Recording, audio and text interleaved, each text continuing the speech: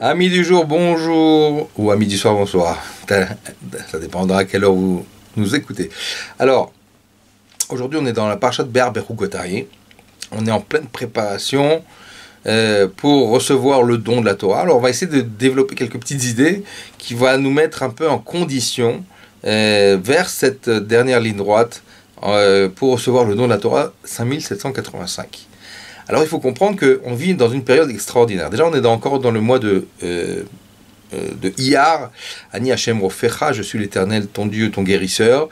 Le mois de Iyar, c'est aussi les Rachetevot des noms de nos pères, Avraham, Yitzhak, Yaakov, et aussi notre mère Rachel. On va essayer de comprendre un peu quelle est la force, la puissance de ce mois que l'on vient de traverser en grande partie, et profiter un maximum de ce que représente ce mois-là. Alors voilà que c'est vrai. On est sorti du mois de Nissan, un mois extraordinaire. Nissan qui veut dire Nissé, Nissim, qui veut dire des miracles de miracles. C'est le mois des miracles. Effectivement, c'est un mois où en fait on est sorti d'Égypte. Et qu'est-ce que ça veut dire sortir d'Égypte? Qu'est-ce que ce mois renferme? En fait, il nous renferme un cadeau exceptionnel que Dieu nous a fait de nous donner la possibilité de sortir de nos limites. C'est pour ça que chaque jour, on va rappeler la sortie d'Égypte, car chaque jour, on est capable d'évoluer, on est capable de muter. En fait, c'est une mutation pour devenir un être meilleur. Et véritablement changer du tout au tout. Physiquement, intellectuellement, émotionnellement, et spirituellement surtout. Et donc, on voit que le mois de Nissan est symbolisé et marqué par la fête de Pessah. Pessah qui veut dire le sceau, c'est le nom qu'on a donné pour louer à Kadosh Baruch Hu. Kadosh Baruch Hu dans la Torah a appelé la fête de Pessah Chag HaMatzot, la fête des matzot, des galettes, que le Ham Israël n'a pas eu le temps de faire cuire du pain, il s'est précipité, il a dû sortir rapidement d'Égypte, justement, et pour aller à la rencontre de Dieu dans le désert. Cette force de foi, cette preuve de foi et d'abnégation à Kadosh Baruch Hu qui nous a voulu ce titre de cette fête, la fête des Matzot, qui veut dire regardez ce peuple qui m'a suivi dans une terre aride, dans le désert, et qui n'a pas posé de questions. Ça a été pour nous une louange. Et donc le Ham Israël en contrepartie aussi a loué Dieu. Et il a appelé cette fête, c'est marqué dans le Talmud, la fête de Pessah, la fête du sceau, où Kadosh Baruch Hu en fait nous a épargné des plaies d'Égypte, et il nous a sortis d'Égypte, il nous a sortis de cet exil. Et en fait chaque année, ce processus se régénère. La sortie d'Égypte, le mois de Nissan, c'est en fait la naissance du Ham Israël. C'est pour ça qu'on a le droit à un Pessah Sheni, un deuxième Pessah. On a vécu un deuxième Pessah dans le mois de Iyar, justement. Pessah Sheni qui veut dire qu'il n'y a pas de situation désespérée, il y a toujours une possibilité de renaître et de récupérer et de réparer. Et c'est pour ça qu'on a eu le droit à un deuxième Pessah grâce à deux tzadikim, Michael et Elie sa femme, qui étaient en état d'impureté à l'époque du premier Pessah, puisqu'ils avaient retiré les corps de Nadav et Avihu, qui étaient partis dans un point d'élévation culminant, au point où la Neshama, l'âme, voulait s'extirper du corps. Et les corps étaient impurs, il a fallu les retirer du Mishkan, du tabernacle, et ces deux juifs ont donc retiré ces corps, ils étaient en état d'impureté, ils n'ont pas pu approcher le Korban Pessah. Ils sont venus chez Kadosh Baruch Hu, par le biais de Moshe Rabbeinu, en demandant mais pourquoi on n'a pas pu apporter le Korban Pessah, pourquoi la manigra, pourquoi on a été écarté? Et là, Kadosh Baruch Hu, par le biais de Moshe, leur a répondu en disant c'est vrai, il parle juste, c'est pour cela qu'il y aura un Pessah Sheni. Regardez, quand un juif demande à Kadosh Baruch Hu, je veux tes mitzvot, je veux ta Torah, je ne veux pas louper aucune mitzvah, ça m'intéresse pas, même si j'étais pas fautif, même si c'était involontaire, malgré tout, je veux réaliser. Eh bien, le bon Dieu va lui créer une nouvelle mitzvah à ces deux juifs, et ça va être valable pour tout l'Am Israël, qui s'appelle Pessah Sheni. Et donc, Pessah Sheni, depuis la nuit des temps, est la fête qui symbolise qu'en fait, on peut toujours réparer et rattraper. Il y a toujours une deuxième chance, même une troisième, même une cinquième, et à l'infini, si on est sincère. C'est pour cela que ce Pessah Sheni, qui est dans le mois de Iyar, le mois de la réfoua, le mois de la guérison, on sait que chaque jour du mois de Iyar possède sa propre guérison, sa propre réfoua, et bien grâce à cela, grâce à ce sujet-là, grâce à cette force qui se trouve dans le mois de Iyar, on va pouvoir justement, la guérison, c'est de savoir que Dieu nous laisse toujours une deuxième chance, toujours une possibilité de rebondir, toujours une possibilité de faire les choses avec abnégation, avec joie, avec sérénité, et dans le calme, et surtout dans la joie. Et c'est pour ça que donc dans le mois de Iyar, qui fait que ce mois est particulièrement positif, on peut tout réparer, on peut tout guérir sur le plan personnel, mais sur le plan collectif, jusqu'à être guéri de l'exil. Donc c'est un mois propice, justement, puis on va trouver aussi de grandes sadikim qui vont donner de grandes forces, comme Rabbi Meir Balanes, qui était la Hilula Pessar Sheni, comme Rabbi Shimon Bar Yochai à l'Akba Omer. On trouve donc Rabbi Shimon Bar Yochai qui a dit, justement, par l'étude du Zohar, on méritera de sortir d'exil, Berachamim, avec miséricorde. Et donc c'est pour cela, et en vertu de cela, que, justement, on doit profiter des derniers instants du mois de Iyar, qui est aussi le mois de la Sfirat HaOmer.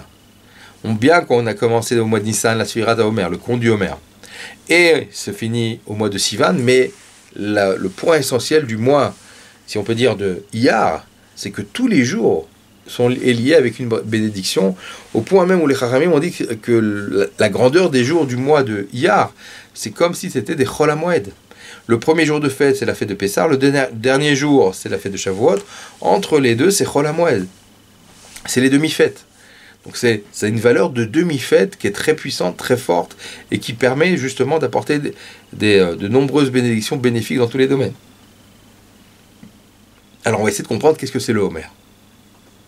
Pourquoi Kadosh Baruch Hu a fixé ce sujet du Homer pendant cette période entre Pessah et Shavuot? Eh bien, à l'époque, lorsque, pour le premier conte, c'était entre la sortie d'Égypte et le don de la Torah, les Bnei Israël, dès la sortie d'Égypte, le premier jour, ils n'ont eu qu'une hâte, c'est de savoir qu'est-ce que Dieu veut leur donner, qu'est-ce que sera donc ce Matan Torah, ce don de la Torah. Et donc le premier jour dit, et un jour est passé, un jour en moins, on arrive et on se rapproche, quand est-ce qu'on recevra la Torah? Et ainsi de suite pendant 49 jours. Par la suite, on va retourner sur le conte du Homer pour une autre raison qui paraît différente de celle que l'on vient de citer. C'est que, qu'est-ce que c'est le Homer? C'est une mesure d'orge qu'on récoltait le jour de Pessah et qu'on apportait après 49 jours au Beth Amikdash. Donc c'est le compte de cette mesure qui était offerte au Beth Amikdash. Eh bien, par la suite, il s'agit que, grâce à cela, grâce à ce conte du Homer, il va se passer quelque chose de formidable. On pose la question, pourquoi on apporte une mesure de Homer? Le Homer, c'est une mesure d'orge. L'orge est ce qu'on appelle la nourriture des animaux. La nourriture des hommes, c'est le blé. Et bien que au Beth Amikdash, on n'apportait que des pains de blé à toutes les offrandes à base de blé, pourquoi cette fois-ci on va apporter quelque chose qui est en fait destiné aux animaux? Surtout que la seule fois, à part le Homer, où on apporte une mesure d'orge, c'est pour le korban de la femme qui est soupçonnée d'adultère, la sota. Pourquoi? Parce que comme elle a fait un acte animalier, alors elle apportera une offrande qui est d'origine, en quelque sorte, qui est la nourriture des animaux.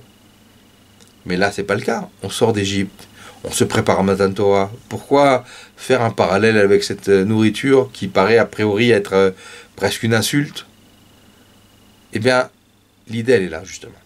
Que la sortie d'Égypte veut dire que Dieu nous a donné le pouvoir entre nos mains de faire maintenant ses propres efforts pour se changer, pour s'améliorer. On part d'un état où on était, à l'époque en Égypte, dans les 49 degrés d'impureté. On était plus proche de l'animal que de l'humain. Et Dieu nous a délivrés, nous a rendu un peuple libre. Et donc justement, le travail chaque année, c'est quoi? C'est en fait de changer sa propre personne, d'évoluer, d'accord, de bannir, dans le sens de transformer l'animalité qu'il y a en soi. C'est pour ça qu'on prenait donc une mesure d'orge. Et afin de l'amener au Beth Amikdash après 49 jours 49 jours de travail, c'est-à-dire réparer tout ce qui serait animalier à l'intérieur de nous, conduit de façon animale, évidemment, hein, c'est-à-dire manger, boire, dormir, avoir des habitudes naturelles, et donc de les travailler, de les raffiner pour en faire un comportement digne de l'être humain. Et c'est pour ça que le korban qui va être apporté, l'offrande qui va être apportée à la fête de Shavuot, est à base de blé. Machal Adam, la nourriture de l'homme. Et donc toute cette période du conte du Homer, c'est justement se raffiner petit à petit, chaque jour un peu plus et un peu mieux. Et dans le mois de Iyar est un mois qui est du premier jour au dernier jour rempli par le conte du Homer, c'est-à-dire ce sujet du raffinement. C'est pour ça qu'on a parlé au début de ce cours, que le conte du Homer, c'est-à-dire en fait finalement apporter la guérison, la mutation. En fait, c'est une mutation d'un être, d'une partie en moi animalière, qui se conduit comme un animal, pour en faire un Ben Adam, pour en faire un être humain digne de ce nom. Un descendant d'Adam et Rishon. Et donc, ce travail qui est fait pendant le mois de Iyar, chaque jour, on travaille sur une mida, sur un trait de caractère, afin de l'améliorer, afin qu'il soit tout entier lié avec Akadosh Baruch Hu, comme le chesed, la bonté, qui est lié avec l'amour de Dieu notamment, donc se détacher de ce qu'on aime sur le plan matériel et orienter son amour sur des choses qui en valent la peine sur le plan spirituel, notamment l'amour de Dieu. La gvura, c'est la rigueur, c'est la mesure, qu'elle soit utilisée à bon escient en crainte de Dieu, et pas crainte du monde, ou des guerres, ou des maladies, ce qui serait un manque de confiance en Dieu. Et ainsi de suite pour toutes les midotes, qui permet justement de se raffiner et de se peaufiner, s'améliorer. Et ainsi on arrive au mois de Sivan, bien que le mois de Sivan aussi on commence avec le conte du Homer dans les premiers jours, mais ce conte en fait c'est la fin, le gros du travail a déjà été fait. Et l'essentiel de la Sfirat Homer pendant le mois de Sivan, c'est apprendre à être réceptif pour recevoir le nouveau Matan Torah, le don de la Torah 5785. Et donc ce travail qui va être fait pendant le mois de Iyar. Et donc on comprend que non seulement Iyar, mais aussi Nissan et aussi Sivan, les 3 mois qui se suivent, en fait c'est une longue période de sortie, d'amélioration et de délivrance, finalement, pour arriver au Matan Torah qui est le symbole même de la liberté. La vraie liberté, nous dit nos sages, En ben chorim, et là, Mishlomet Torah, n'est d'homme libre que celui qui étudie la Torah. Donc en fait, on apprend à être libre. On apprend à la vraie liberté. La vraie liberté, c'est ne plus être dans l'addiction de quoi que ce soit. La vraie liberté, c'est n'être plus dépendant du corps. La vraie liberté, c'est ne plus être dépendant de quelques situations de la ville, sur le plan social, sur le plan familial, sur le plan financier. C'est être tout entier indépendant, comme Dieu nous a invités à l'être grâce à la Torah. Comme c'est marqué là-bas que le Ham Israël est comparé dans les bénédictions de Bilan, qu'est la vie shachen, comme une lionne qui vit toute seule, le chef Badad, qui est un peuple qui vit seul, qui a besoin de personne, puisqu'il a tout ce qu'il a besoin, c'est en fait Akadosh Baruch Hu. Et quand on a Akadosh Baruch Hu, on a tout. Donc on a besoin de personne. Et c'est pour ça qu'en fait, dans cette période de 3 mois, en fait, on vit un moment exceptionnel de 3 mois, qui est résumé dans le Shir HaShirim de Shlomo Amelech, du roi Shlomo, qui disait comme ça, dans ces mots suivants,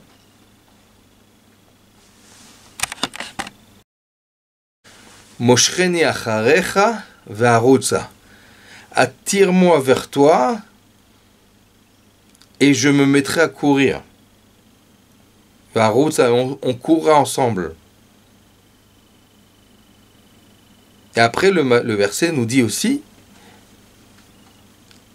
Eviani chadrav amelech. Et emmène-moi dans les chambres du roi. Dans la chambre du roi. Le rabbi explique qu'en fait, ce passouk dans Shir HaShirim nous décrit les 3 mois que l'on est en train de vivre.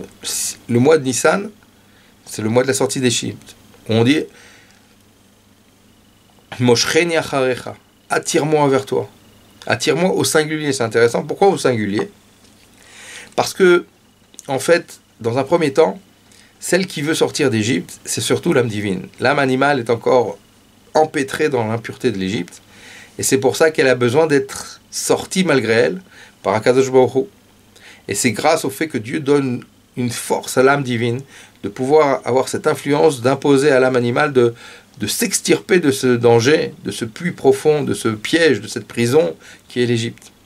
Donc Moshcheni, qui fait le travail au début, c'est Akadosh Baruch Hu qui nous sort de l'Égypte.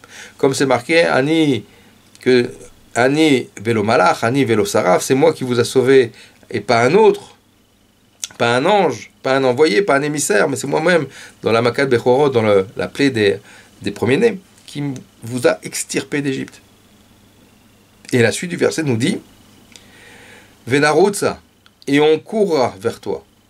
Alors c'est intéressant, au début on parle au singulier, sors-moi de là-bas, que je puisse aller vers toi, et on courra vers toi. Pourquoi on passe au pluriel? Parce qu'au début, il n'y a que l'âme divine qui veut sortir. L'âme animale, elle n'est pas très motivée encore, d'accord, pour aller vers Dieu. Mais une fois qu'on est sorti d'Égypte, une fois qu'on n'est plus sous l'influence du mal, une fois qu'on a pris de la distance avec la matérialité, qu'on est devenu un peu plus spirituel, qu'on est à l'extérieur de la zone de danger, de la zone d'impureté, et bien maintenant, Venarutza, l'âme peut réfléchir, elle prend du recul, elle peut effectivement s'attacher à Kadosh Baruch Hu et se mettre elle aussi, l'âme animale, à courir vers Dieu. Donc vous comprenez, avec le lien de la mesure d'orge dont on a parlé tout à l'heure, c'est le raffinement. Effectivement, c'est le mois de Iyar. Venarutza, on se met à courir par nos propres forces. Pendant tout le mois de Iyar, on fait une bracha tous les jours, tous les soirs, qui est le conte du Homer, et qui permet ainsi de raffiner cette mesure d'orge, et de l'amener et de l'élever jusqu'au temple, et de pouvoir bénéficier, de profiter de la nouvelle récolte. Eh bien, ainsi, il en est de même pour nous-mêmes. On est en train de muter vers une étape encore plus haute, de pouvoir faire en sorte que l'âme animale, elle aussi, devienne un Ben Adam. Et enfin, la suite du passage qu'on a dit, Ve'evioni chedra vamelech, et il m'a amené dans son appartement privé. C'est en fait le mois de Sivan. C'est le moment de Matan Torah. Parce que le don de la Torah, c'est quoi? C'est que Dieu s'est offert à nous. Comme dit le Zohar, que lorsqu'on étudie la Torah, c'est Dieu lui-même comprend. Dieu et la Torah ne font qu'un. Donc là, par le biais d'étudier la Torah, c'est fusionner, c'est se marier avec Akadosh Baruch Hu, comme c'était au moment de Matan Torah, qui a été comparé par Shlomo HaMelech, par le roi Shlomo, comme le jour du mariage du Ham Israël avec Akadosh Baruch Hu. Et donc c'est un mariage, c'est une fusion, c'est une connexion sans précédente. Si un homme, lorsqu'il épouse une femme, il lui met une bague au doigt, Akadosh Baruch Hu, lorsqu'il nous a épousés, entre guillemets, qu'il nous aime aussi autant qu'une femme, c'est-à-dire il s'engage envers nous comme un mari s'engagerait envers sa femme par les liens du mariage, eh bien il nous a sanctifiés pas par une bague, pas par 2, pas par 3, comme dit l'Admour Hazaken, Akadosh Baruch Hu nous a mariés avec 613 bagues, 613 mitzvot, qui sont les bagues d'alliance avec lesquelles Akadosh Baruch Hu s'est engagé envers nous, à s'occuper de nous, à subvenir à nos besoins, comme un mari qui serait fidèle à sa femme, qui s'occuperait de sa femme comme il faut. Donc plus on va réaliser notre engagement, on va se préparer à recevoir la Torah et à l'appliquer pleinement, avec amour, comme dit dans le langage du Rabbi Rayas, que la réception de la Torah se fasse dans la joie et avec profondeur. Parce qu'en fait, c'est le plus beau cadeau que Dieu nous a fait. Et c'est un cadeau qu'on se doit d'apprécier. Et c'est pour ça que grâce à ce travail de 49 jours du conte du Homer, et notamment le mois de Iyar, on arrive à cette dimension de pouvoir justement se préparer, être réceptif à Kadosh Baruch Hu, de remplir la volonté de Dieu, et Bezrat Hashem, on aura vraiment une réception de la Torah dans la joie, dans le bonheur de chacun. Et cette finalité qui est le don de la Torah, c'est la fin de la sortie d'Égypte, la libération définitive du Ham Israël de toutes les limites et les contingences de ce monde, pour faire de ce monde une demeure pour Akadosh Baruch Hu. Que l'on ait le mérite de pouvoir recevoir la Torah dans la joie et avec profondeur, qu'on ait le mérite et surtout que tout ça soit bénéfique pour le Ham Israël, que les Chatoufim, que les otages soient délivrés, que nos soldats soient protégés, qu'ils reviennent en paix et en vie, et sains et saufs, pour tout le Ham Israël. Et une fois de plus, je ne l'ai pas précisé au début, que ce shiur est pour la famille Haddad, Bedrat Hashem, pour leurs enfants, leurs petits-enfants, Daniel et Asnet, que Dieu les bénisse, dans une bonne santé, ainsi qu'avec tout le Ham Israël, qu'on ait le mérite d'assister à la venue de Mashiach, Techef ou Miad Mamash. De bonnes nouvelles, portez-vous bien, à la prochaine.